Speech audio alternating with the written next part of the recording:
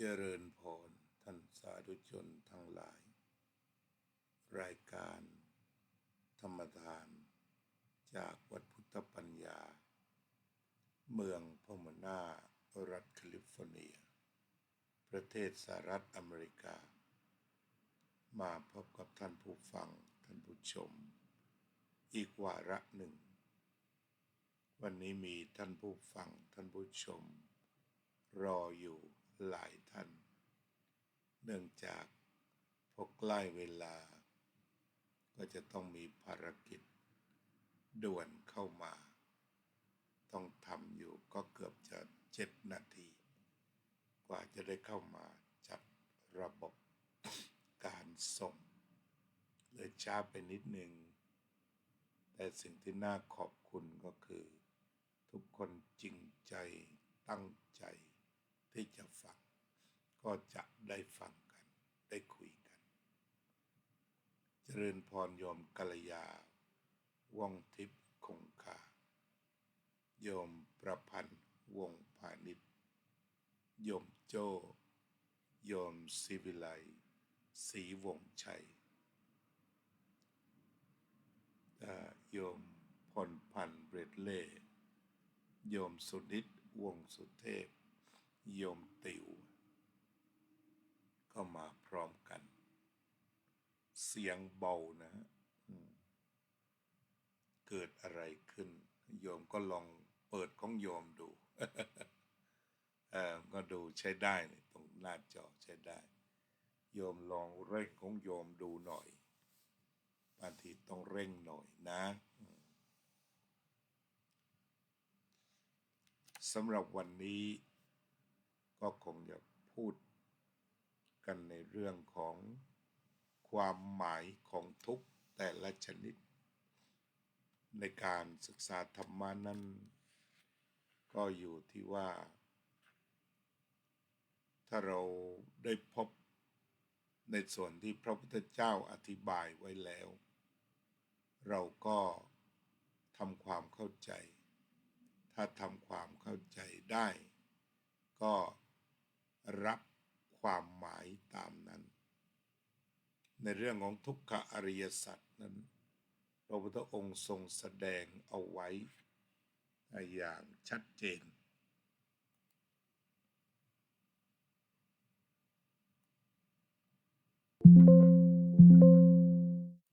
ลองเร่งเสียงให้อีกหน่อยนะเร่งเสียงให้อีกหน่อยไม่ทราบว่าพอจะได้ไหมเร่งให้หน่อยแล้วท่านผู้ฟังที่เสียงดีขึ้นรายงานมาหน่อยว่าเสียงใช้ได้แล้วเพราะว่าเพิ่มเสียงจากหน้าจอ ไปให้ญาติโยมแล้ว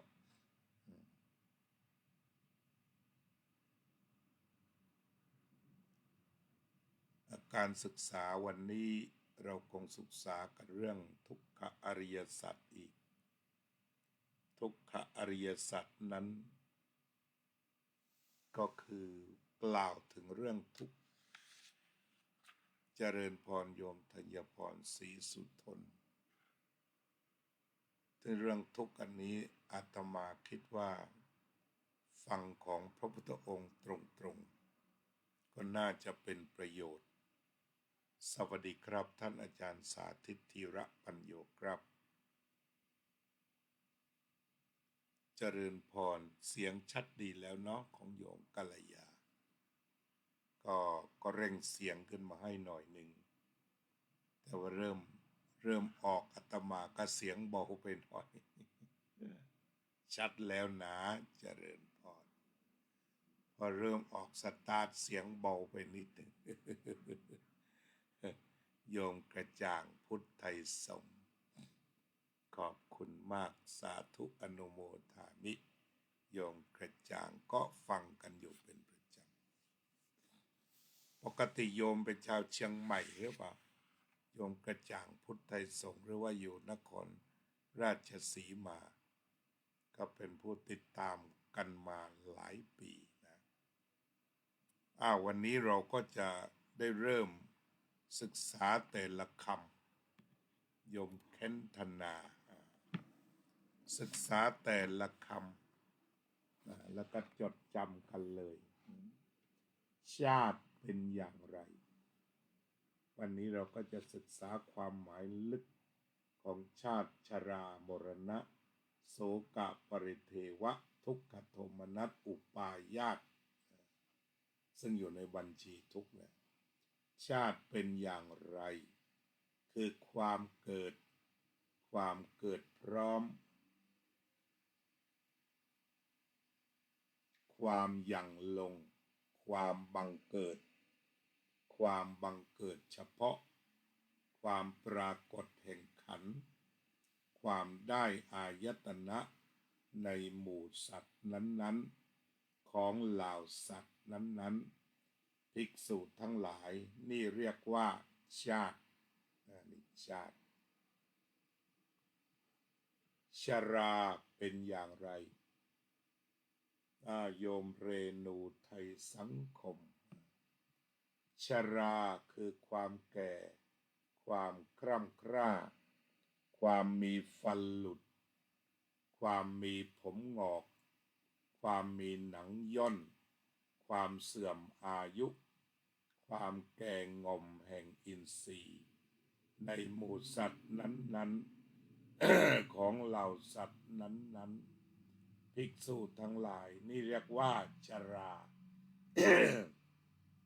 เขาคงเข้าใจชัดนะ แต่ละคำเนี่ยนะอีกทีก็ได้ความคร่ำคร่านึกดูเลยคร่ำคร่าความมีฟันหลุดผมงอกหนังย่นความเสื่อมอายุความแก่งอมแห่งอินทรีย์ในหมู่สัตว์นั้นๆของเหล่าสัตว์นั้นๆภิกษุทั้งหลายนี่เรียกว่าชรามรณะเป็นอย่างไรคือความจุติความเคลื่อนความทำลายไปความหายไปความตายกล่าวคือมฤตยูการทำกาละความแตกแห่งขันธ์ความทอดทิ้งร่างกายความขาดสูญแห่งชีวิตอินทรีย์ในหมู่สัตว์นั้นๆของเหล่าสัตว์นั้นๆภิกษุทั้งหลายนี่เรียกว่ามรณะนี่เรียกว่ามรณะคุณอัจฉาวดีมีแก้วโศกะเป็นอย่างไรความเศร้าโศกกิริยาที่เศร้าโศกภาวะที่เศร้าโศกความแห้งผากภายในความแห้งกรอบภายในของผู้ประกอบด้วยความเสื่อมอย่างใดอย่างหนึ่งผู้ที่ถูกเหตุแห่งทุกข์อย่างใดอย่างหนึ่งกระทบ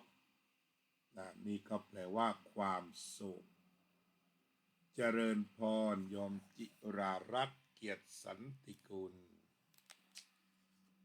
ต่อไปปริเทวะเป็นอย่างไรคือความร้องไห้คร่ำครวญกิริยาที่ร้องไห้กิริยาที่คร่ำครวญภาวะที่ร้องไห้ภาวะที่คร่ำครวญของผู้ประกอบด้วยความเสื่อมอย่างใดอย่างหนึ่งหรือผู้ที่ถูกเหตุแห่งความทุกข์อย่างใดอย่างหนึ่งกระทบภิกษุทั้งหลายนี่เรียกว่าปริเทวะ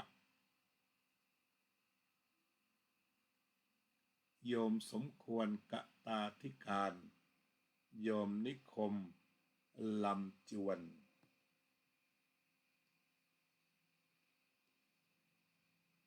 ทุกข์เป็นอย่างไรทุกข์คือความทุกข์ทางกายความไม่สำราญทางกายความเสวยอารมณ์ที่ไม่สำราญเป็นทุกข์อันเกิดจากกายสัมผัสภิกษุทั้งหลาย นี่เรียกว่าทุกข์โทมนัสเป็นอย่างไรความทุกข์ทางใจความไม่สำราญทางใจความเสวยอารมณ์ที่ไม่สำราญเป็นทุกข์อันเกิดจากมโนสัมผัสภิกษุทั้งหลายนี่เรียกว่าโทมนัสเจริญพรโยมน้อยสวัสดีครับชาววัดเชตวันแคลิฟอร์เนียครับยินดีต้อนรับสู่รายการธรรมทานจากวัดพุทธปัญญาเรากำลังศึกษาเรื่องอริยสัจนะครับวันนี้ก็ได้อ่านถึงเรื่องทุกข์แต่ละประเภทจากพุทธโอษฐ์จากพระพุทธเจ้าความหมายพระพุทธเจ้าให้ไว้อย่างนั้นอุปาญาตเป็นอย่างไรความคับแค้น ลองติดตามไปนะจะอ่านช้าๆความคับแค้นความแค้นภาวะที่แค้น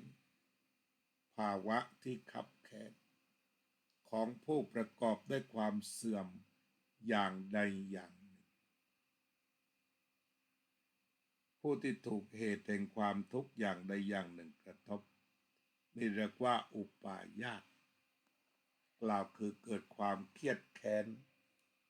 แล้วก็มีความทุกข์จุกอกจุกใจเรียกว่าอุปาญาตคือความแค้นคับแค้นโยมพรทิพย์กัญญาภิพัฒน์ก็เป็นนะว่าได้ทั้งสองอย่างแค้นก็ได้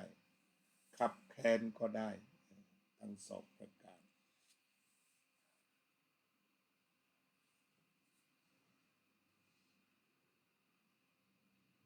การประสบกับอารมณ์อันไม่เป็นที่รักเป็นทุกข์เป็นอย่างไรการไปร่วมการมาร่วมการประชุมร่วมการอยู่ร่วมกับอารมณ์อันไม่เป็นที่ปรารถนาไม่เป็นที่รักใคร่ไม่เป็นที่พอใจของคนในโลกนี้เช่นรูปเสียงกลิ่นรสโผฏฐัพพะธรรมารมณ์หรือจากบุคคลผู้ปรารถนาแต่สิ่งที่ไม่ใช่ประโยชน์ปรารถนาสิ่งที่ไม่เกื้อกูลปรารถนาสิ่งไม่ผาสุกปรารถนาสิ่งที่ไม่มีความเกษมจากโยคะภิกษุทั้งหลายนี่เรียกว่าประสบการณ์กับอารมณ์อันไม่เป็นที่รักสวัสดีครับท่านดร.ณรงค์สังควิจิตรครับ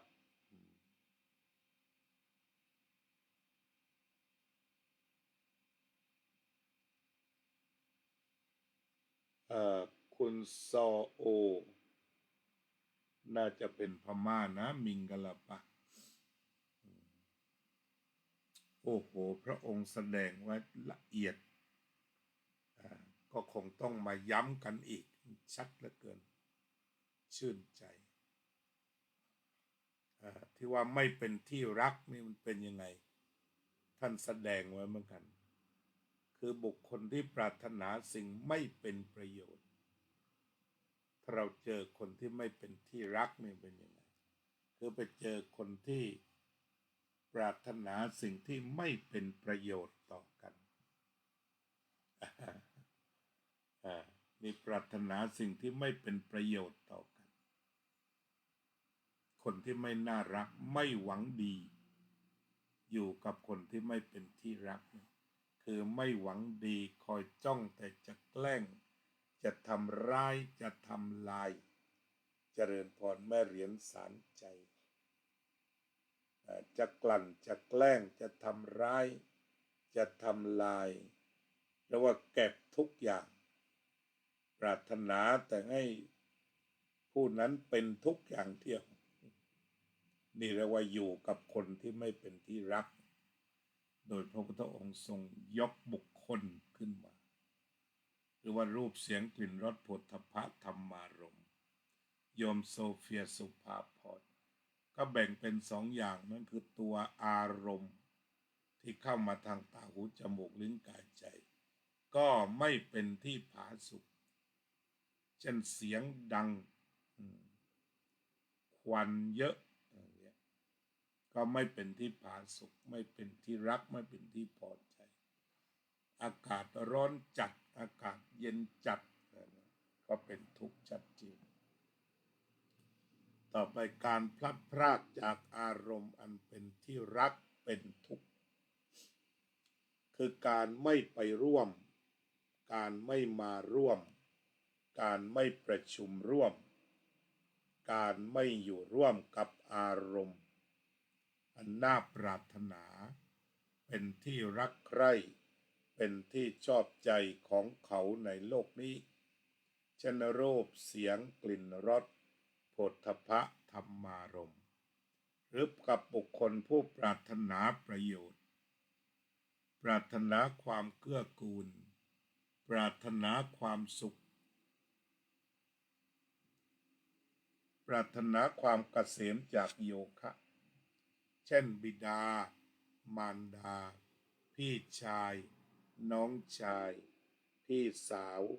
น้องสาวมิตรอำมาตย์หรือญาติสายโลหิตญาติสาโลหิตภิกษุทั้งหลายนี่เรียกว่าการพลัดพรากจากอารมณ์อันไม่เป็นที่รักเป็นทุกข์เพราะฉะนั้นตัวนี้ก็ใส่อารมณ์และคนทีนี้คนที่ปรารถนาดีก็ตรงข้ามกับคนที่ปรารถนาร้ายก็คือเช่นต้องอยู่กับบิดามารดาท่านก็ปรารถนาดีพี่ชายน้องชายพี่สาวน้องสาวหรือมิตรอำมาตย์ที่ดีก็คิดถึงคนดีเช่นว่าชอบใครซึ่งไปเป็นอำมาตย์ไปเป็นรัฐมนตรีไปเป็นสสแต่ว่าเขาต้องจากไปอันนี้ก็เป็นทุกข์ได้หรือว่าสมเด็จพระปิยมหาราชหรือว่าพระบาทสมเด็จพระเจ้าอยู่หัวรัชกาลที่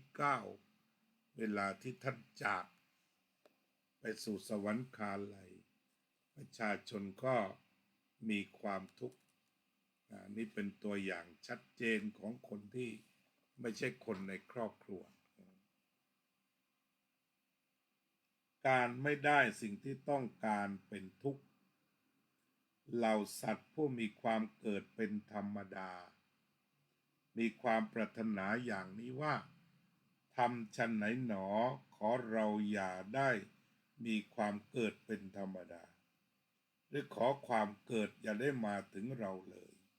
ข้อนี้ไม่พึงสำเร็จมีหลายคนบอกว่าไม่ขอเกิดอีกแล้วไม่ขอเกิดอีกแล้วเขาบอกอย่างนั้นแล้วก็หลายคนว่ายังไงก็ไม่เกิดถือว่าเก่งเลยคุณจารีพรลำยาวสบายดีหรือเปล่าโยมพ่อโยมแม่สบายดีนะโยมจารีพรลำยาววัดพุทธประทีปกราบคารวะท่านพระครูวรสิทธิวิเทศครับผมภิกษุทั้งหลายนี่เรียกว่าการไม่ได้สิ่งที่ต้องการเป็นทุกข์ครับผมได้ใบชะพลูนะครับมีใบชะพลูแล้วก็ใส่หอมใส่กระเทียมขิงครับห่อเคี้ยวครับอันนี้หายกับตัวนี้เลยครับไปหาโรงพยาบาลหลายแห่งทั้งในและต่างแดนไม่หายครับเสียงผมมาหายกับใบชะพลู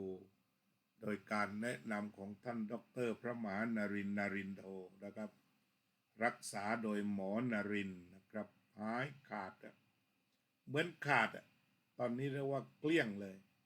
ธรรมดาสเลดมันจะอัดอยู่เสียงเปล่งไม่ได้ เหมือนท่านเคยได้ยินนะครับ ไม่สะขวนลิขสิทธิ์นะครับ ครับศรัทธาชื่นชมในการปฏิบัติหน้าที่ในฐานะพุทธบุตรนะครับครับขอบคุณครับท่านอาจารย์พระครูบัณฑิตพระครูโชติธรรมบัณฑิตนะครับก็เป็นสุขครับต้องยอมรับพออ่านอริยสัจในตัวพระไตรปิฎกมันปีติไปเลยนะครับพูดแล้วก็ขนลุกขนพองมันมีความสุขมากครับข้อความเหล่านี้ก็เลยนำมาแบ่งด้วยความจริงใจด้วยความปรารถนาเหมือนเราได้กินของดีแล้วก็อยากแบ่งปันนะครับครับทำวัดเช้าก่อนนะครับท่านอาจารย์วรสิทธิ์ภิกษุทั้งหลายการไม่ได้สิ่งที่ต้องการเป็นทุกข์เหล่าสัตว์ผู้มีความแก่เป็นธรรมดาก็คือปรารถนาที่จะไม่ให้แก่เหล่าสัตว์ผู้มีความเจ็บเป็นธรรมดาปรารถนาไม่ให้เจ็บเหล่าสัตว์ผู้มีความตายเป็นธรรมดาก็ไม่ปรารถนาจะตาย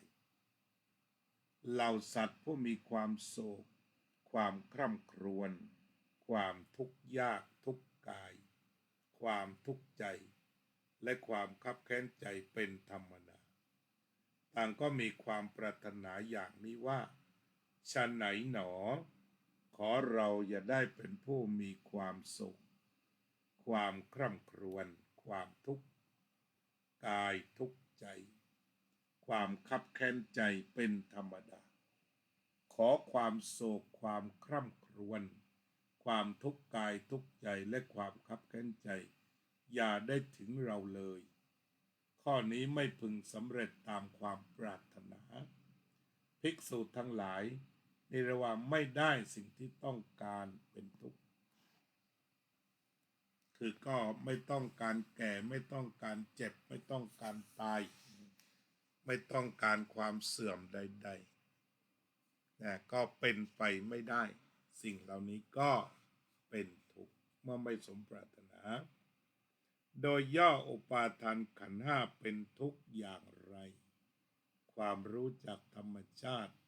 โยมอัมพาเชฟเฟอร์สบายดีหรือเปล่าไม่ได้พบกันนานคือรูปูปาทานขันโธอุปาทานขันธ์คือรูปเวทนูปาทานขันธ์อุปาทานขันธ์คือเวทนาสัญญูปาทานขันโธอุปาทานขันธ์คือสัญญาสังขารูปาทานขันโธสังขารอุปาทานในขันธ์วิญญาณูปาทานขันโธอุปาทานขันธ์คือวิญญาณภิกษุทั้งหลายเหล่านี้เรียกว่าโดยย่ออุปาทานขันธ์ห้าเป็นทุกข์ภิกษุทั้งหลายนี่เรียกว่าทุกขอริยสัจ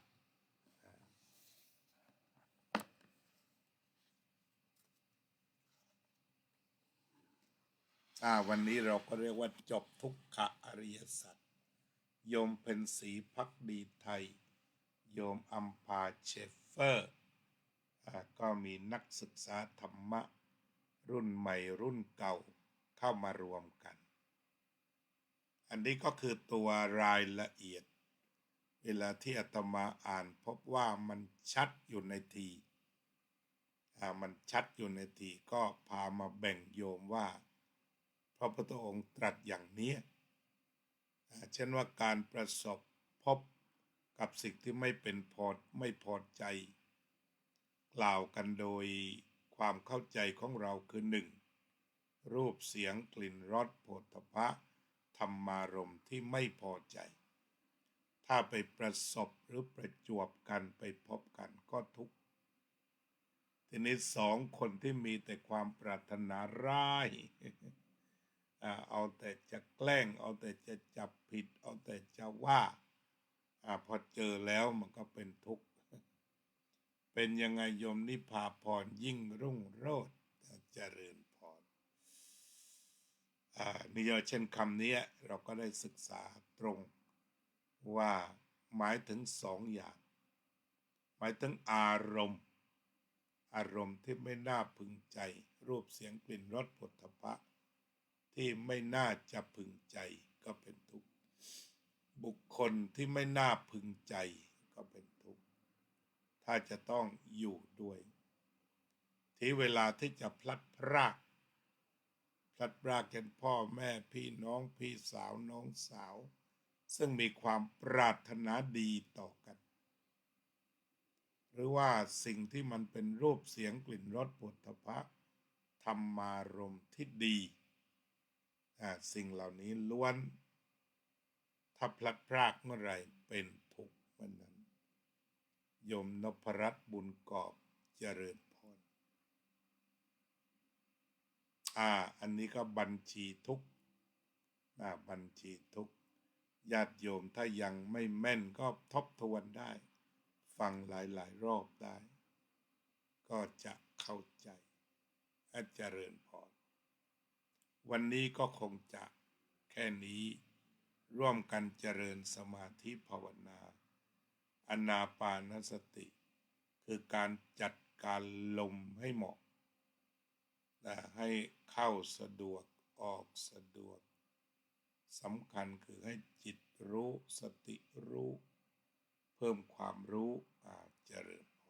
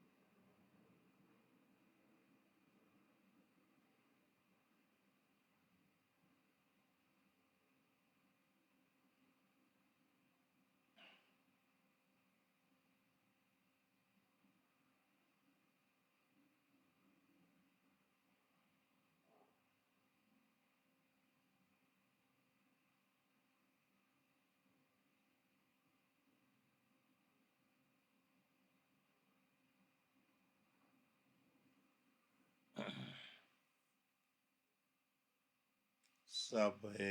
สัตตาสัตว์ทั้งหลายที่เป็นเพื่อนทุกข์เกิดแก่เจ็บตาย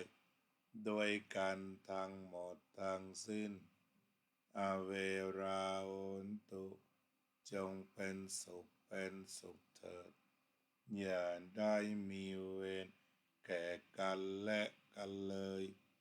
อัพยาปัจจาโหนตุจงเป็นสุขเถิดอย่าได้พยาบาทเบียดเบียนซึ่งกันและกันเลยอนีฆาโหนตุจงเป็นสุขเถิดอย่าได้มีความทุกข์กายทุกข์ใจเลยสุขีอัตตานังปริหารันตุจงมีความสุขกายสุขใจรักษาตนให้พ้นจากทุกภัยทั้งสิ้นเถิดอภิวาทนาสีลิสะนิจจังวุธาปจายโนจัตตารโอธรรมาวัฏันติอายุวันโนสุขังภลัง